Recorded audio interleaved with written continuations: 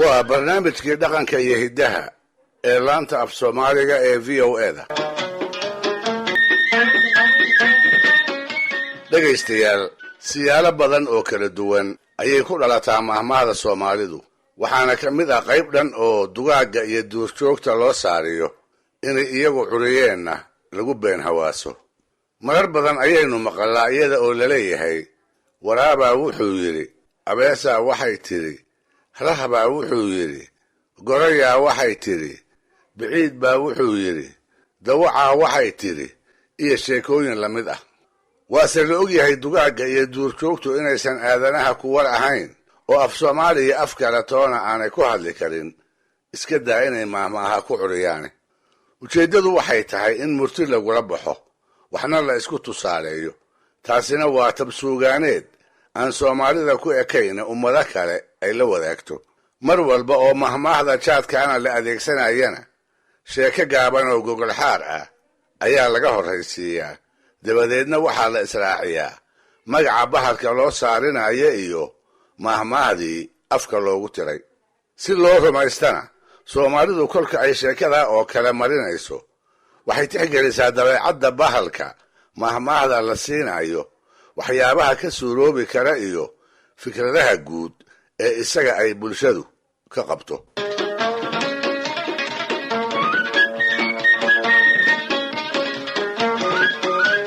haddaba dugaagga iyo duurjoogta ay Soomaalidu murtida kula baxdo, waxaa marahayga ugu maahmaah badan dhurwaaga oo ah bahalka ay reer miyiga isugu badiyaan. wuxuu ka mid yahay dugaagga tirada yar ee hilibka mooye aan oomati kale ku hambaasin, geedahana doog iyo abaartoona aan afka saarin. sidaa darteed waa bahal mar walba xoolaha reer miyiga isha ku haya oo eebbaweyne saami ugu daray, noloshiisuna ay ku xiran tahay. abaar iyo aaranba kama uu fogaado halka ay xooluhu daaqaan iyo xeryaha habeenkii lagu soo xeraysto. had iyo jeer isaga iyo xoola raacatada waa u halgan, maruu isagu raayo oo uu neef kala tago, iyo mar ay iyagu raayaanoo ay ka dhigtaan ee waxadooda ay ka ceshadaan. isu dhowaanshaha dhurwaaga iyo Soomaalida reer miyiga ah waxaa ka abuurmay fikrada bahalkaa ku saabsan oo maanka bulshadeenni hore ku samaysmay. giddigoodba waa fikrado xumi mooye aan wax wanaag ah lagu arag. xagga dhaqankiisa waxay ku tilmaamaan inuu yahay wax ay gunnima dilootay oo hunguri xumo, diihaal joogtaa iyo quusli'iba lagu ibtileeyey.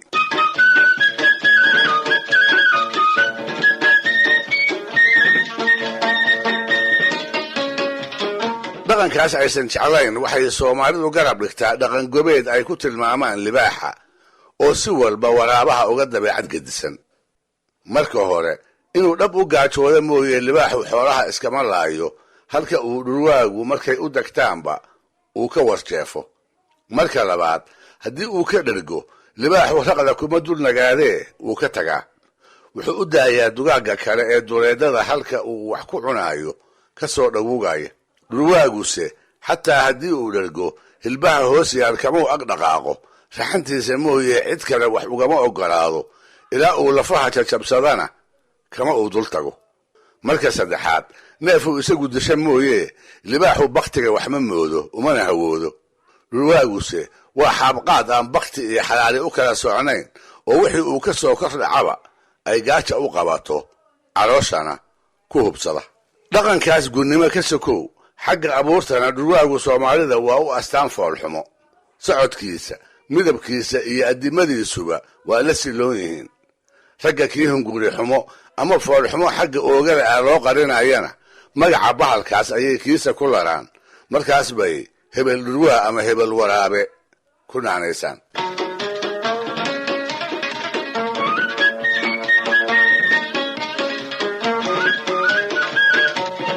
aqoonta dheer ee ay Soomaalidu dhurwaaga u leedahay waxaynu ka garan karaynaa magacyada iyo naanaysaha tirada badan ee ay u taqaan. inta aanu hubno, bahalkaasi waxa uu af Soomaaliga ku leeyahay labada magac ee kala ah dhurwaa iyo waraabe. ha yeeshee waxaa u dheer naanayso 9 gaaraya oo dhammaantood tilmaan ka bixinaya sida uu u abuuran yahay. waxay kala yihiin qaariyare, huluul, ciira dambas, cumar luglaawe, qaar xabaal, cagey, dhuruq dhaylo, ciira muruqla iyo lug dhammaajo. naanaysahaas waxaa qaarkood laga heli karaa hawraar dhaqameedyada reer miyiga soomaalida ay wada yaqaaniin iyo maansadii hore labadaba. saddexda kale ah cagey, huluul iyo cumar luglaawe aan haddaba murtida soomaalida ka baadi goobo meelaha ay kaga jiraan idindul joojiyo, dabadeedna intaan cagay ka bilaabo aan idhaahdo jiilaalka kolkay tahay oo xoolaha qoyska reer baadiyaha ay nacfi yareeyaan ayay hooyadu caanaha carruurta u tashiishaa. ay ku dadaashaa si siman inay ugu qaybiso oo aan midkoodna qadin. xerada ayay gashaa iyada oo sidata haruubadii ay ariga ku lisi lahayd, yaryarkuna meel aan oodafada ka fogayn ayay isa soo tubaan. in fadhida iyo in taaganba waxay kala hororsadaan kolba haruubka ay soo taagto ee ay caanuhu ku jiraan. isku dabeecadsa ma ahee carruurta ku ka mid a ayaa kolkaas qaylo afka labadii yeera oo oohin iyo dhulgalgalasho isku dara, isaga oo hooya caana isii ku celcelinaya. ma wuxuu ka baqayaa inay ilowdo? ma hamuun gorgor buu leeyahayoo sidaniba waa u dabeecad? mase gaajo xun baa ka dhawaajinaysa? intaba u maleh.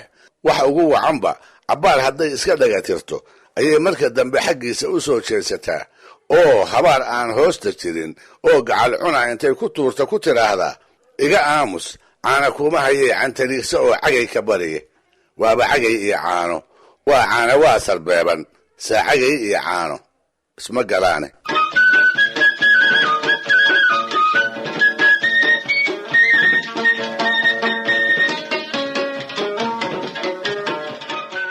siday cagay ugu naanaysaan ayay soomaalidu dhurwaaga huluulna ugu naanaysaan. taasina waxay ka muuqataa heesaha dhaqanka middood.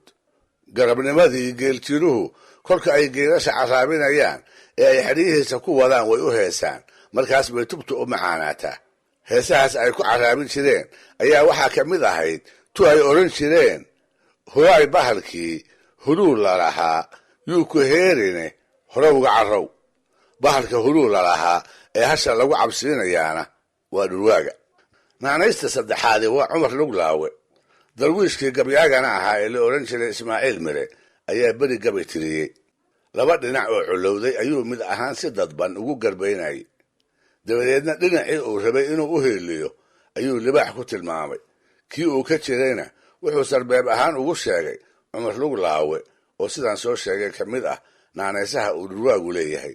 wuxuu yidhi curdadkiiyo juglaydiiyo haddaad cagadeeda u yeedho oo habar dugaag oo camiran cudud laguu siiyo maroodiga cawaarsaday hadduu ciidan kugu raaco walee cumar luglaawow libaax.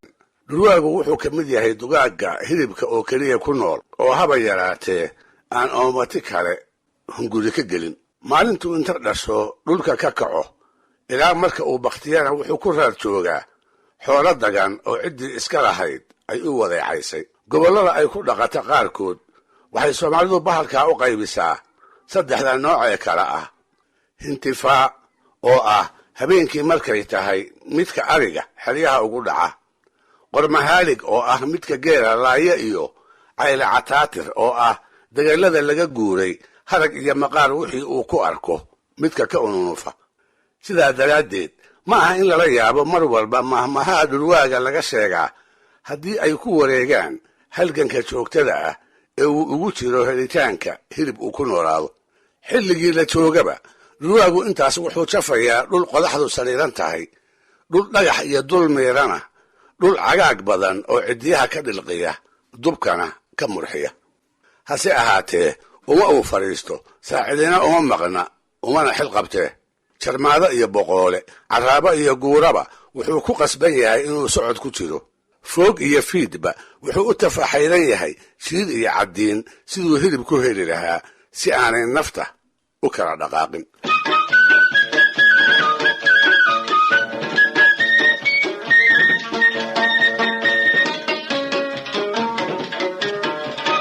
haddaba maalin maalmaha adduunka mid ah ayaa waxaa ugaarsi u soo kallahay dhurwaa duq ah oo toddobaadkii hore oo idin ku sari waayey. cadduun ruubad ah oo kulayl badan ayuu dhex jaqabsanayaa, suudiga daraaddiisna kolba cagaha ayuu ciidda kala boodaya. barqaha-raacdii kolay tahay ayuu daalay, tallaababa wuu qaadi kari waayey. dabadeedna inuu nasto ayay tala kaga dhammaatay. geed quraca halkii intuu ku leexday ayuu iska hiraan hiray. wax yar kadibna cagihiisii ayuu hoos u eegay. mase maxaa dhiig ka da'aya? maxaa qodax ku mudan? faraha, suulasha afarta ah iyo cirbaha inta dhulka la dhigo meel waliba way haaraysaa, xubin waliba way dhaawacan tahay. kolkaas buu hamiyey. wuxuu naftiisa kula sheekaystay inuu ku rayn lahaa haddii uu heli lahaa saydhada iyo cagaagga wax ka xigsada oo sida dadka kaba loogu toli lahaa. haddana wuu isla yaabay. wuxuu garan waayay sida ay fikraddaniba ugu soo dhacday. wuxuu xusuustay inuu dhurwaa yahay oo cagihiisa dhiigga ka da'aya aan cidina dan iyo daarad ka lahayn. dabadeedna isaga oo ku raalli ah waxa uu yahayna aqoonsan ayuu iska hilheshay oo inta hortiisa u dhaqaaqay ku tiraabay, haddii kaba la ii tolana alxamdu lilaah, haddii aan la ii tolinna rabbilcaalamiin. qoraaxdaasina waxay waagii dambe noqotay maahmaah uu xusuusto wax inuu helo uu ku fiicnaan lahaa qof loo diiday ama laga hagraday, isla markaasna naftiisa ku dhiirigelinaya waxa uu waayey inuusan u rambasin, dantiisana aanu uga harin.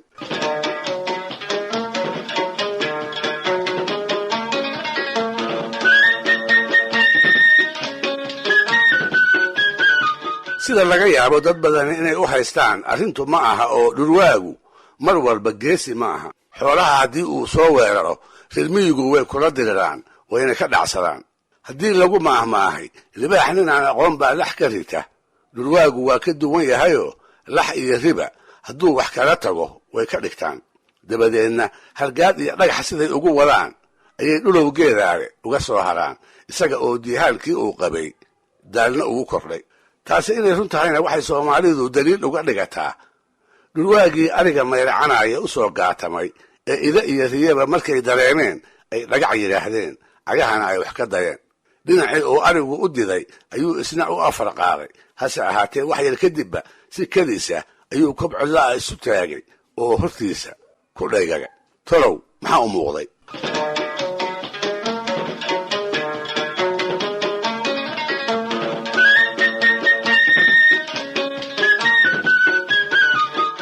waa lax shilis oo arigii diday ka hadhay, dhinaciisana u soo cararaysa. intuu yaabay oo amankaag dhammeeyey ayuu si degdeg ah dhabarka u jeediyey oo jihadii uu ka yimid u faranduleeyey, iyada oo laxdiina ay ka daba jaran tahay, welibana ay ciyayso. show isagu ma ogee laxdu waa indhalaadahay. show arigeedii meel uu u diday iyo meel uu ka jiraba war uma hayso. show markii uu u soo dhowaadayba jaanqaadkiisa ayay dareentay. show arigii ay ku jirtay neef ka mid ah ayay u qaadatayoo dhurwaaga ay daba cararayso wehel bayba ka dhiganaysaa. wuxuu ka baxsado laxduna ay daba orodaba. markii dambe oo malaha uu laba geedni ka soo fogaaday ayuu gadaal eegay, mase maba muuqato oo goor hore ayayba isaga hadhay. welise wuu amankaagsan yahay, wuuna ku gar lahaa, maxaa yeelay xoolo ka carara mooye weligiiba xoolo xaggiisa u soo carara waa u maanta. galabtaasna orodkii dheeraa isaga oo weli la xurtaysan ayuu yidhi, war madaylada aan cun islahaa ba aniga calaf iga dayday. oo gadaalkii noqotay hawraar lagu maahmaaho uuna ku tiraabo qof waxtar ama waxsiin kale ka filaayay qof kale oo uu u hanweynaa, hase ahaatee ku hungoobay, welibana isagii wax doonayay wax la biday, halkii wax laga siin lahaana wax laga weydiistay.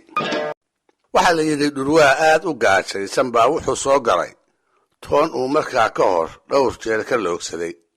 waxay ahayd toon uu dayrtii hore ka liibaanay oo xoolo la baylihiyey uu marba neef kala tegey.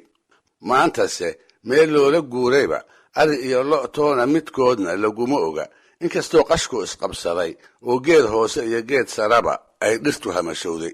meelihii uu ceesaamaha iyo sabeenaha ku layn jiray isaga oo tuuxaynaya ayaa geeda dheerdheer oo hortiisa sariiran sharqani uga baxday. mar qura ayay hilidiiro cusubi ku soo korodhay. indhaha ayuu galkii ka soo bixiyey oo miciyihii isku lisay. wuxuu isu qaabiyey waxa sharqama inuu haabto soona qabsado, isaga oo aan hurdin buu riyoonayaa. sharqantii iyo shababaxdii u baxday buu u dhaga taagayaa. afarta jaho ayuu midba mar indhaha ku fiiqayaa bal inay bidhaan dagani u muuqato. hase ahaatee wax yar kadib bay hawadiisii hoos u soo dhacday. hankiisii baa dabaysha raacay. show sharqantii u baxday waxay ahayd uun raxan daayeera ah oo geedaha hareeriga ah midba mid uga boodaysa.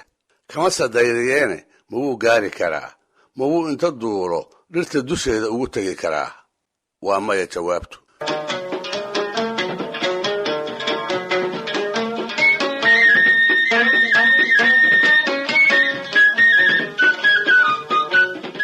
dhurwaagii wuu murugooday, markaas buu ku hamiyey, allow aad ibaratide yaa daayeerow dhulka kaa hela. isaga oo sidaas isaga murugoonaya ayuu ku hambabaray laba daayeeroo ay laacdan uga caddahay, iyaga oo iscayrsanayana geedkii uu hoostiisa taagnaa dusha uga baxay. isaga oo calyada qubaaya ayuu kor u dhowray, wuxuu indhaha ku joojiyey dibka guduudan ee daayeerka lagu yaqaan, duurjoogta kalena uu kaga duwan yahay. saa waxaa alla uga dhigay hilbe ay sitaanoo ay kol dhow cuni doonaan, isaguse uu ka qadi doono. kolkaas buu inta madaxa hoos u rogtay wuxuu ku cataabay hilba waa nin waaye iyo nin dabada ku warwartay, taas oo noqotay hawraar uu ku mahmaahi karo wax uu aad ugu baahi qabo qof si walba ku raadiyey, kuse heli waayey, isla markaasna arkaya ruux kale oo isla waxaas si xad dhaafa inta u haysta aanay wax weynba la ahayn.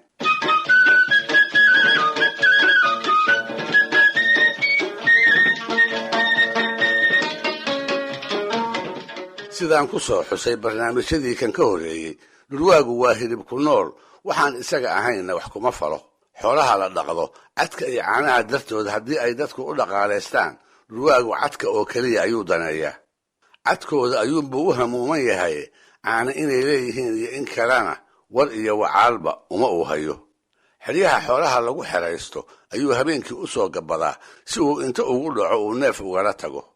inta uu ilbaadsiga ku jira wuxuu arkaa dumar aryaha lisaaya oo kolba haruub caana ka buuxaan qof kale oo dibadda taagan u dhiibaya, si ama carruurta loo siiyo ama weel kale oo weyn loogu biiriyo.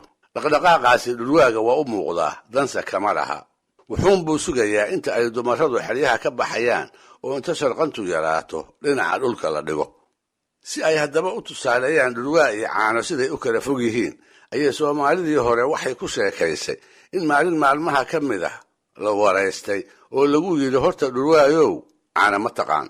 markaasbuu sidii wax kale looga sugaayey wuxuu ku jawaabay, ma waxa madow oo muska la isaga dhiibaa? taasoo noqotay hawraar loogu mahamaaho wax uusan aqoon u lahayn ama uusan weligii arag, qof inta wax laga weydiiyey kaga jawaabay jawaab aan loo joogin, aqoon darradiisana muujinaysa.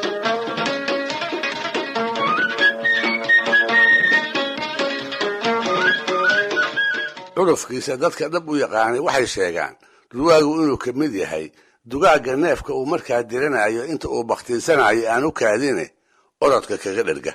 bal inuu caana waaye yahay, hasha ama saca uu cuni doono wuxuu ka abbaaraa goljilicda iyo candhada oo ah dadka xoolaha dhaqdaa xubnaha neefka kuwa ay ugu jecel yihiin.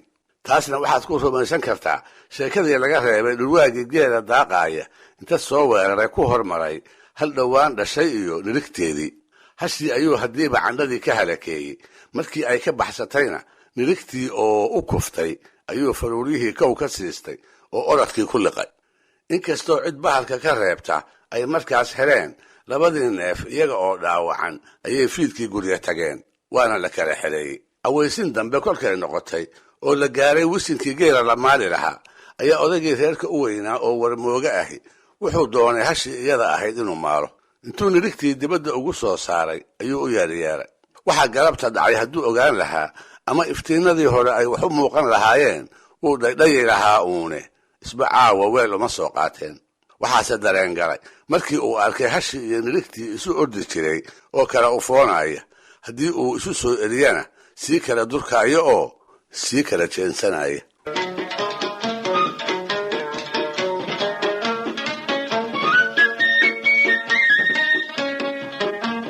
waxaa la yidhi isla markaas uu odaygu hasha iyo nirigta isu soo duwaayo, waxaa duleedka goraha geela taagnaa laba dhurwaa oo midi yahay kii galabta labada neef ilkaha daray. odayga qudhiisa oo dhurwaayala hadal ahaa wuxuu wax gartay markuu maqlay dhurwaagii lamaanaha halakeeyey oo isaga oo qoslaaya kii kale ku leh, maxay ku nuugtaa maxayse ka nuugtaa? oo uu ula jeeday candha laga nuugo inaan caawa hashu goraha la imaan, nirigtana faruuryo fayow oo ay wax ku nuugtaa aanay ku ool. taasina waxay gadaalkii noqotay hawraar loogu maahmaaho cid iyada oo aan ogayn dhib weyn loo geystay isla markaasna guuldarrada lagu dhigay awgeed loogu wiirsanayo. hunguri xumo, fildarro iyo maquusta inuu yahay ha lagu daraabo hana lagu caayee. soomaalidu dhurwaaga garaadyari kuma xamato. had iyo jeer waa bahal aan dantiisa ka seexan, goor walbana u xusul duuba. waa bahal kala garan og xoolaha dagan ee uu wax kala dhici kara iyo kuwa ilaashan ee duulka lihi uu ku gaashaaman yahay. wuxuu xataa yaqaan xoolaha haweenka iyo carruurta lagu halleeyo. kuwaas ayuu ku soo dhiiran og yahay halka uu ka meermeero qaarka ay ragga waaweyne la joogaan ee bulaankooda uu bartankooda ka maqlaayo. isaga oo siyaalaha ku tilmaaman ayay haddana waxay soomaalidii hore ku sheekeeyeen weligii iyo allihii in dhurwaagu uu 2 jeer oo keliya nacasoobay, kolkuu wixii la gudboonaa uu ka ilduufay. waa 2dii jeer ee intuu doqonoobay uu gacmaha ku dhigi waayey xoolo nool iyo hilbo tiro badan oo inaba aanu u hawshoon, isha baalkeedana u soo jirsaday. 2 jeerba sida aynu arki doonno waxaa hoday rayrayn xaddhaaf ah oo caqligii kala tagtay. farxad aan shinkeed gelin ayaa calaf tirtay. wuxuu garan waayey wax aan weli gacantaada soo gelin in aan laysa siin. markaas buu habeen uu dhere ku seexan lahaa gaajo ku seexday. wuxuu iloobay meel fogaan badan hillaac ka bilig yidhi jeer halkuu ku hooray la dego inaan laabta loo ruxin. markaas baa hundhur iyo caloolxumo waagii ugu bariyey, isaga oo kari karay inuu baraaro ku seexdo, bashbashna uu ku soo tooso.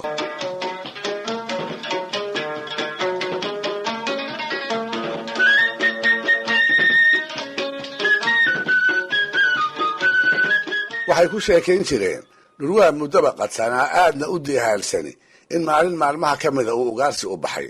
duhurkii markay tahay oo aanu waxba gacan ku hayn ayaa meel taaga oo hortiisa ah waxaa uga bidhaamay 1 shilis oo kob cidla'a iska daaqaaya. 1 allihii alla yahay oo arigiisiina aan ku dhex jirin, cidina aanay la joogin. dhurwaagii yaabbaa rabbi u keenay. wuxuu isu qaatay inuu hurdo oo waxaana ay riyaba tahay. indhihiisii ayuu aamini waayey. midig bidix ayuu jeedaaliyey bal cidday neefka lahaydi inay meelaha ka dhowdahay. waxba kolkay u muuqan waayeenna farxad iyo filan waaba ammaasheeyey. kolkaas buu dabcan inuu qoslo, hase ahaatee markuu inta u hogbaday afka kala qaaday ayay feerihii xanuuneen. intuu qosolkii isku celiyey ayuu isaga oo aan halkiisii ka soo dhaqaaqin wankii u tanaagooday kuna yidhi, wanow yaa kula joogay. kii oo baraadla ayaa markaa ugu jawaabay, cidna ilama joogin, haatanna ilama joogto. dhurwaagii oo jawaabta rumaysan la asii og inay run tahay ayaa isna wankii ugu jawaabay, waryaa wanow feerahaan qoon ku leeyahay ha iga qoslin. oo inta is-iloobay qosol ka wareegay. wuuse eedayoo wulaxii badnaa ayaa sambabadii qarxiyey. dhiig buu mantagay. wax yar kadibna jilbaha intuu u dhacay ayuu habsaday. kobtiisii isaga oo gorofsan, indhihiisuna ay shan yihiin, ayuu wankiina iska dhaqaaqay, isaga oo labac iyo leg iyo bariba tallaabada la qaadila. sheekadaasna waxaa ka hadhay hawraartii uu maantaa dhurwaagu yidhi ee ahayd feerahaan qoon ku leeyahay ha iga qoslin, oo uu ku tiraabo qof loo sheegay arrin uu muddoba ku taamayey oo gadaalkii dhabowday, hase ahaatee farxad awgeed la rumaysan la. mar waa markaasoo waa 2dii jeer ee uu bahalku doqonoobay mid ahaan.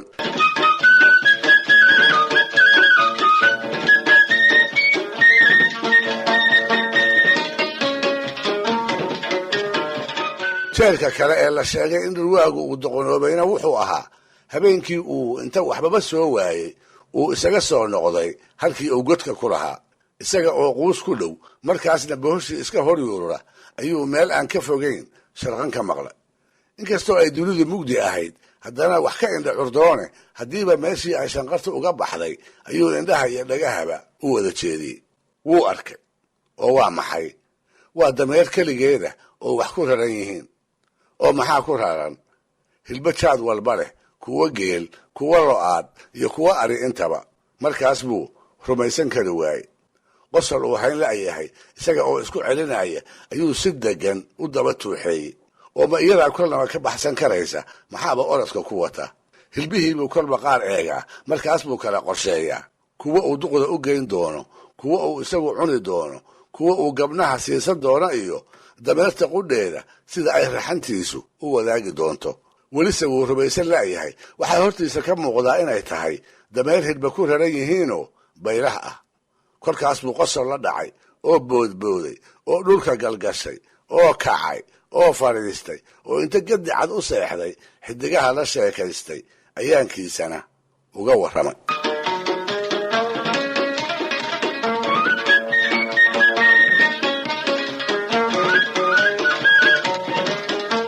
hase ahaatee waxay noqotay farxad cimri gaaban.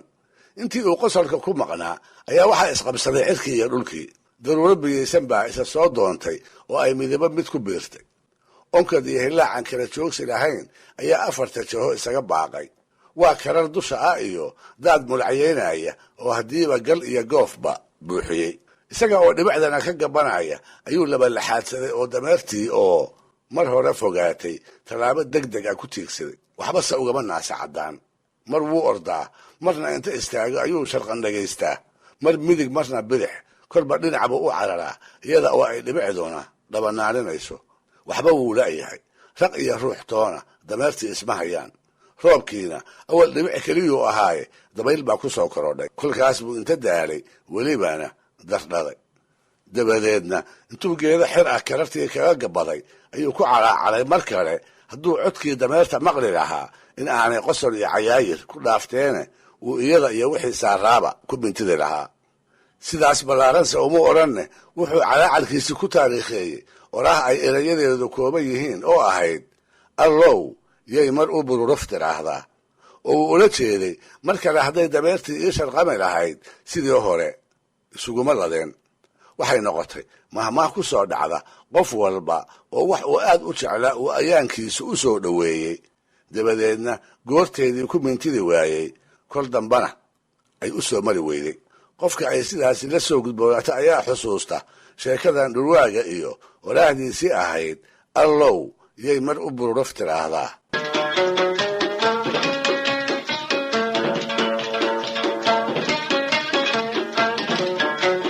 dhegaystayaal, barnaamijka dhaqanka iyo hidduhu maanta halkaa inoo jooga waa inoo toddobaadka soo aadan iyo ku lamid a hadduu eebba idmo.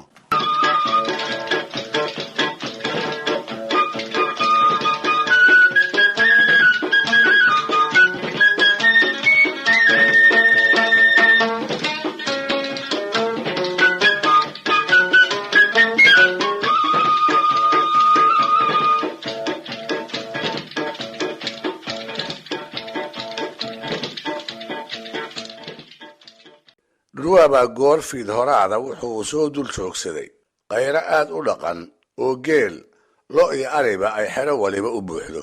wuxuuse ka yaabay bulaanka reeraha ka baxaya iyo dhallinyarada faraha badan ee xoolaha ku dhex jirta. intii cabbaara ayuu wax ilbaada ka waayey. markaas ayuu istusay iyada oo arrini ay sidaa tahay haddii uu neef kala tago in markiiba laga ridan doono, cayrana dhabarka loo saari doono. isaga oo ay tala ku wansixsan tahay ayaa reerkii uu dul joogay waxaa u soo wareegtay haweenay baadidoona oo riyo maanta ka goosmay raadinaysa. haddiiba tii reerka lahayd ayaa u baytisay oo ku tidhi, sumadda aad sheegtay arigale ee xaynta ah goor aan fogayn waxaan ku soo maray balli hebel geedaha raydabta ah ee ku dhow. dhurwaagii oo labada dumara sheekadooda dhegta u dhigaayey ayaa isgundhiyeyoo ciddi isku jabiyey. farax buu ishayn waayey. markaas buu go'aan gaaray. reerkan uu raggu ka buuxo intii uu neef laga dhigto isku biimayn lahaa, maxaa u diidaya raydabta la sheegay isba wuu yaqaane xayntaas baylahda ah inuu u degdego oo haweeneyda iska leh uu uga hormaro. waa waxba.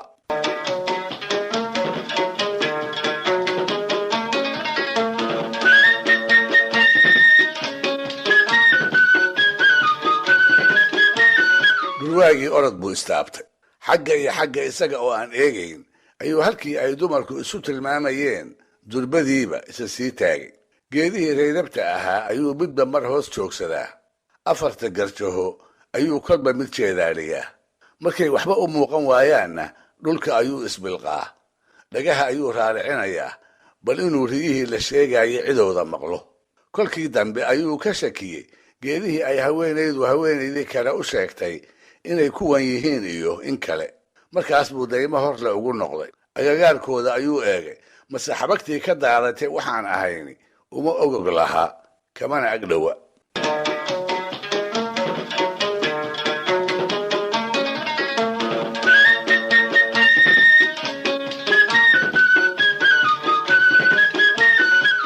dambaystii markay u caddaatay hilib iyo isagu inay caawa isa seegeen ayuu dhab u calaacalay. kol isagii baa ishaaraamay, kolna geedihii raydabta ahaa buu haaraamay, kol saddexaadna haweenaydii xaynta ku baytisay ayuu haaraamay. markaas buu yidhi, yaabaye amankaagayoo ashqaraaraye, ma anaan roorayn, mase raydabtaan raydabtii ahayn, mase rimagu ka soo dhacdii baan run sheegayn. dabadeedna waxay noqotay hawraar uu ku maahmaaho qof dan uu lahaa aad ugu daalay, hase ahaatee ay waxba uga hirgeli waayeen, inkastoo waruu islahaa waa biyo kama dhibcaan uu markiisii hore isku halleeyey kuna howlgalay.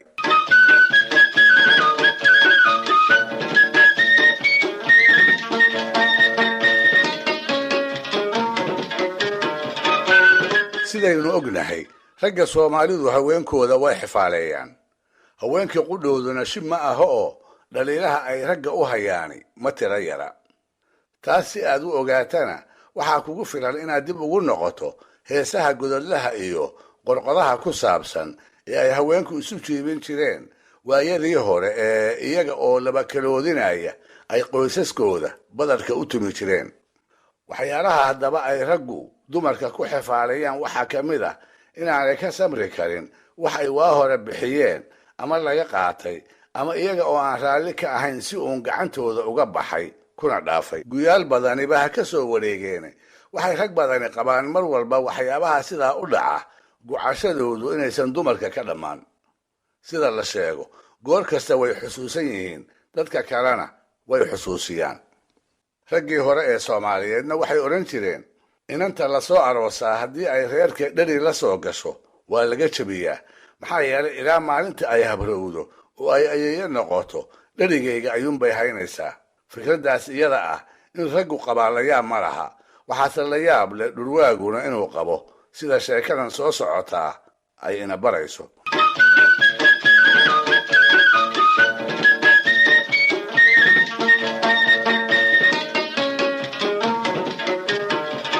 waxaa la yidhi, dhurwaabaa goor habeena wuxuu u soo hilba doontay duddo ruuman doogle intay degtay ku baraadhay. habeenkaasna inta xoolihii maashay soo xeraysatayoo iska sheekaysanaysa. xeryaha xooluhu ku jiraan tii uu u dhici lahaa intii aanu go'aansan ayaa dhurwaagii wuxuu dhegta u dhigay haweenay tu kale u sheekaynaysa oo ka calaacalaysa laba gu' ka hor ida uu isaga qudhiisu ka laayey. markaas buu isaga tegayoo qoys kale oo isduddada ah u cibil galay. sheekadii dadka ayuu dhegaystay, mase waa haweenay kale oo iyaduna habaar ku daldaraysa dhurwaa beri ka candhagooyey sac madi ah oo ay jeclayd. taasina waxay ahayd dhacdo 4 gu' ka hor ku sinnayd. dhurwaaga ay habaaraysaana waa isla isaga.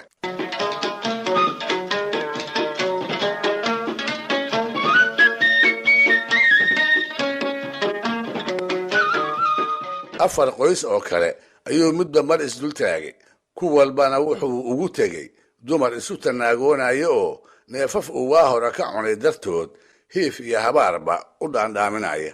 markaas buu goostay, ilaah baa wax siiyee diihaalba ha qabee duddadan iyo dumaradeeda gocashada badan inuu isaga tago, wuuna ka dhabeeyey.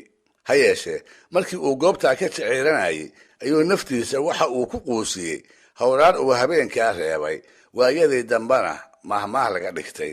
wuxuu yidhi, xoolo dumar haddii aan xoolaha ka aqaan ma cuneen. taasoo ay ragga Soomaalidu haweenkooda ku xifaaleeyaan amaba ay xusuustaan mar walba oo lexajeclada xaawalayda ay sheekadu joogto.